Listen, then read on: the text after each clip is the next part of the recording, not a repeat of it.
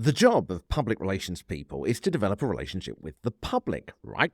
There are quite a few ways to do that. One is the press, of course. But if you can't get the press to publish your content at all, then you're failing in your job. So why don't they publish it or use it or respond to you?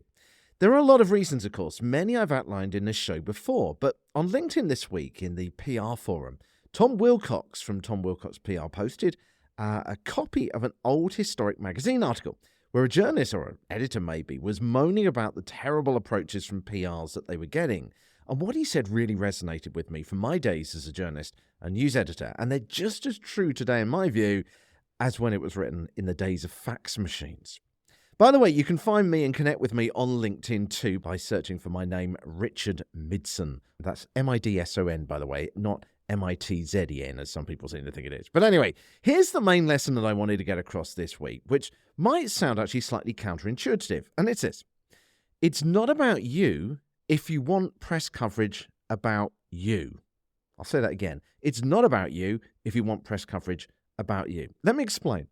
As usual, there is no need to take any notes, by the way. All the resources, all the notes from this show and this episode are in the resources section on the website. So the first point the article makes is this. PR people go to great pains to mention their clients in the first sentence. Sub-editors take great pains to remove the reference and insert it where appropriate. So let's say your top line in your press release was something like, Helen's widgets make groundbreaking new widget. Then you're already starting to lose journalists. The longer it takes for a journalist to get to the story, the more chance you'll lose them and your press release will go in the bin, even if there is a great story in the last paragraph. That top line, Helen's widgets make groundbreaking new widget, says this to a journalist. Number one, I don't understand the press and what you need. Number two, I'm about to make you, Mr. or Mrs. Journalist, whoever you are, work hard to work out what the story actually is in what I'm about to send you. Number three, I'm actually sending you an advert in the guise of a press release. I could go on. As I say, it's not about you if you want press coverage about you.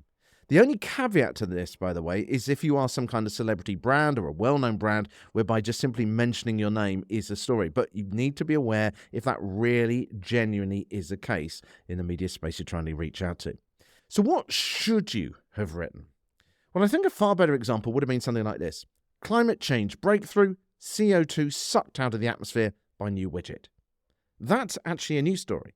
You know, we can all smell adverts. We can all smell those weak stories or what are claimed to be stories. We do this ourselves, whether we're watching that so-called honest review on YouTube or a segment on TV. But journalists, remember, are super smellers. Their BS detectors operate at a whole other level because they're constantly being bombarded with it.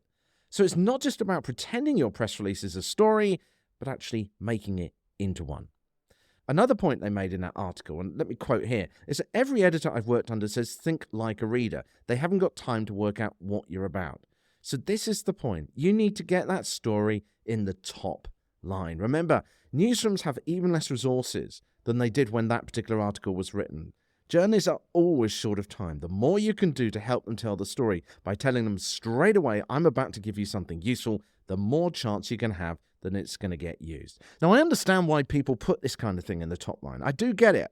I spent years as an editor and journalist, as I say, and yet as a PR, I've sent out dull top lines before to the press.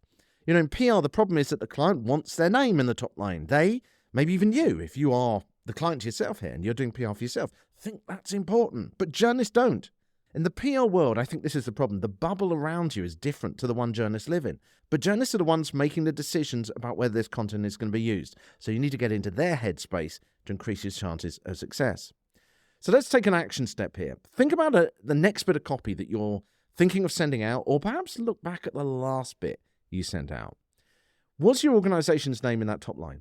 Did you say something in that top line that was genuinely newsworthy? Did it actually have in that top line something that was different, was unique, was standing out from what else has been going on, which is something maybe a little bit different from convention? There are loads of ways of trying to make a story out of an advert, which I've talked about before and I can talk about again in future. But have a look at it. Does your top line genuinely have a story in there, or is it just saying my organization is great?